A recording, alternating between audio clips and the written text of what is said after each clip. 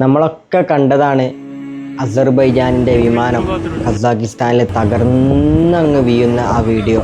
വല്ലാതെ സങ്കടത്തോടെയാണ് ആ വാർത്ത എല്ലാവരും അറിഞ്ഞത്. ഒരുപാട് പ്രതീക്ഷയുമായി ഒരുപാട് ആഗ്രഹങ്ങളുമായിട്ട് പോയ ഒരുപാട് കുടുംബങ്ങളുണ്ട്. എന്തെല്ലാം ആഗ്രഹങ്ങളുണ്ടാകും. വിമാനയാത്രയിൽ വൈമധ്യം അവരൊക്കെ അറിയുന്നു, വിമാനത്തിൻ്റെ തകരാറുകൾ അറിയുന്നു, എല്ലാവരെയും അറിയിക്കുന്നു. ഓരോ ആളുകളും കരയുന്നവരുണ്ട്, പ്രാർത്ഥിക്കുന്നവരുണ്ട്. അതിലൊക്കെ എന്നെ അത്ഭുതപ്പെടുത്തിയൊരു കാര്യം, ഒരാൾ വല്ലാതെ ഉച്ചത്തിൽ ഒരു പരിഭ്രാന്തിയോ വെപ്രാളമോ ഒന്നുമില്ലാതെ ഉറക്കെ ചൊല്ലുന്നുണ്ട് ഷഹാദത്ത് കലിമ.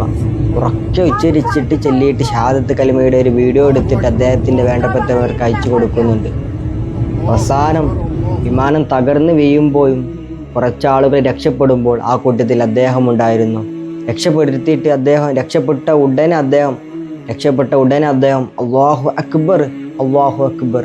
നമ്മൾ ചിന്തിക്കേണ്ട ഒരു കാര്യമുണ്ട്, ആ ഒരു സമയത്തിലും ഒരു പരിഭ്രാന്തിയുമില്ലാതെ എന്തൊരു ഈമാനാ ആ മനുഷ്യൻ്റേത്. അല്ലാഹു നമ്മുടെ അവസാന സമയം ഈമാനോടുകൂടി മരിക്കാൻ അല്ലാഹു നമുക്കൊക്കെ തൗഫീഖ് നൽകുമാറാവട്ടെ. ആ ഒരു അവസാന സമയം അദ്ദേഹം പതറാതെ തകരാതെ ഉറക്കെ അള്ളാനെ വിളിച്ചിട്ട് ഷഹാദത്ത് കലിമ ചൊല്ലുന്നുണ്ട്.